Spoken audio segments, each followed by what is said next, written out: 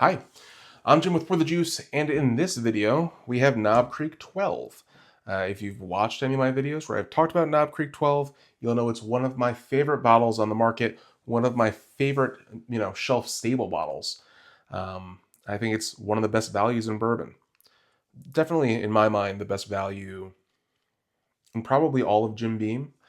Um, OGD 114 may take the cake there. But it's got to be up there. If you could think of any other ones, please put them in the comments. Yeah, so I'll do my full review here, full ratings out of 100. If you've never seen one of my videos where I do a full rating out of 100 points, I'm going to go over that right now. A bunch of different categories. The first category is going to be flavor, and flavor is worth 40 points of that 100 points, and it's broken down into 4 separate categories. So pleasantness, intensity, finish, and viscosity are all worth 10 points each. The next category is nose, and that's worth 15 points, with pleasantness worth 10 and intensity worth 5. We have value as a category. That's worth 15 points. And then we have complexity, balance, and uniqueness, all as their own categories and all worth 10 points, adding up to that 100 potential point mark. Typically, the way I like to start these videos is with value, because value is a category that I can figure out without even tasting the whiskey. Value has nothing to do with flavor to me.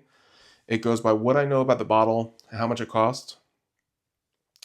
So I believe the current price on this for SRP is around $70. I'm seeing a little bit cheaper, seeing it for a little bit more. I believe 70 is the mark though. It's 12 years old, and typically what I base as equal value would be $10 per year. So $10 per year for a 12-year age statement whiskey would mean it could be $120 and still make average points on it. This is obviously a lot cheaper than that $10 per year mark. This is $70 for a 12-year whiskey, so it's a phenomenal value already. In this category for me, anything south of 100 proof loses points. Anything north of 100 proof loses points. 100 proof sits directly in the same threshold, doesn't lose, doesn't gain anything. Beyond those two, there isn't anything that I would say would be a value gainer or a value loser. So for me, what I'm really basing this off of is the years per dollar amount. And for me, that gets 13 out of 15 points. It could be a better value, but it's a tremendous value for what you're getting for the whiskey for the price. All right, now that value's out of the way, start with nose. So it's a very good nose. As far as intensity, it's not quite that 4 on intensity. Anything 4 or above, to me, is a really a nose that's going to envelop a room when it's in the glass. This doesn't do that, but it does jump out of the glass, especially for 100 proof. It jumps out of the glass. So for me, I gave this 3.5 out of 5 points for intensity. As far as pleasantness, it's a very pleasant smelling whiskey. I wrote some notes down here: brown sugar, oak, vanilla, cardamom, cherry.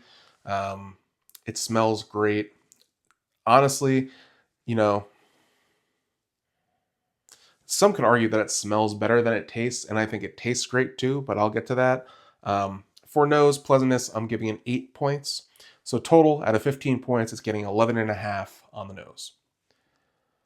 Now flavor, for viscosity, it's going to get the lowest marks in the flavor category. It's barely above average for viscosity.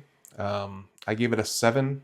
If somebody wanted to argue with me that it only deserves a 6, I could agree with them, or 6.5. I could agree with them. I get it. I do think it's at 7. I think it's a good viscosity. It's not better than good. Intensity is the same. It's a 100 proof whiskey. It drinks like a 100 proof whiskey. It gets a 7 out of 10 for that. Now, where it really shines to me is on pleasantness and on finish. And so pleasantness, I also gave it 8 out of 10. I think it's a very pleasant tasting whiskey to drink. You get a lot of those age notes from the barrel. You get some nice leather in there. You do get the fruit. You get the vanilla. You get a lot of baking spice. It's a beautiful whiskey to taste. My favorite thing about the flavor on this whiskey is the finish. The finish is absolutely beautiful. It lingers on your tongue. It kind of lights up a little bit. I don't know how to explain it.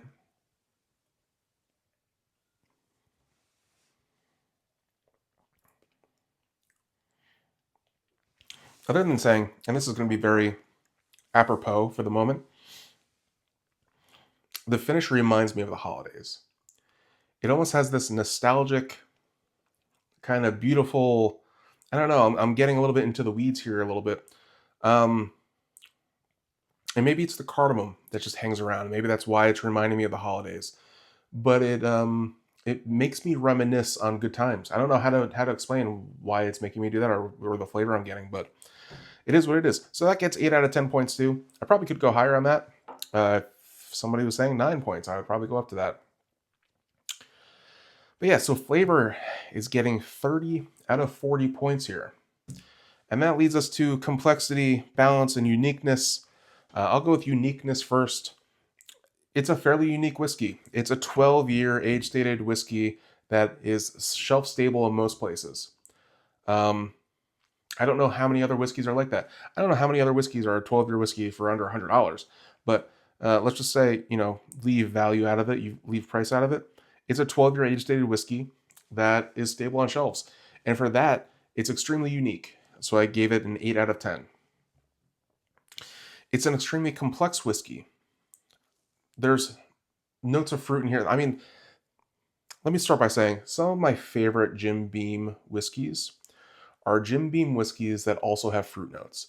There is just something about the earthy Beam line that when it gets fruit added, it just becomes something really special. And to me, that's what happens with Knob Creek 12. It's the perfect age for this Jim Beam whiskey. And it gets a beautiful cherry note. Sometimes it's strawberry. You can argue other fruits in there as well, some stone fruits. But when that gets added to all those earthy flavors, the nuttiness in the background, the leather coming through on the age as well, it's a very complex whiskey. And for that, I give it an 8.5. Again, if somebody wanted to argue that should be a 9, I could see it. And then so that leaves us with balance. And for all the complexity that goes into this whiskey, all the different flavors I mentioned, how the finish is a crazy one, how I get notes of fruit and I get notes of this and that, it's also an extremely well-balanced whiskey. This is going to be the highest marks for balance that I've given so far, I think. And it's the highest marks that I've given on this whiskey for any of these categories. I gave it a 9 out of 10 on balance. It's really a pleasure to drink. If you haven't tried the Knob Creek 12 yet, I hope you could find it soon. I hope you go out and you buy a bottle because this is one of my favorite whiskeys out there.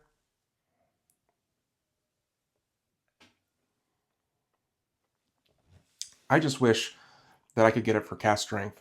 And I know they used to do that. I wish I could find it for cask strength now. But having said that, the total for Knob Creek 12 comes in at 80 out of 100 points, which is a new record for my rating system.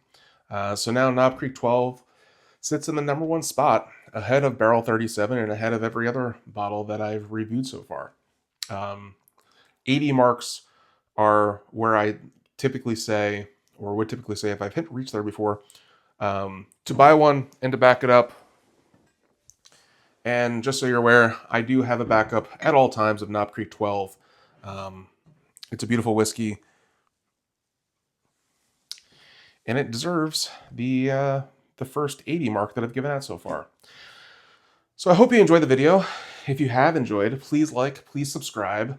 And like I said, let me know in the comments if you know of any other better value whiskeys at Jim Beam or anywhere else. I'd love to hear about them. If I have them, maybe I'll do a review on it. Thanks for watching. Cheers.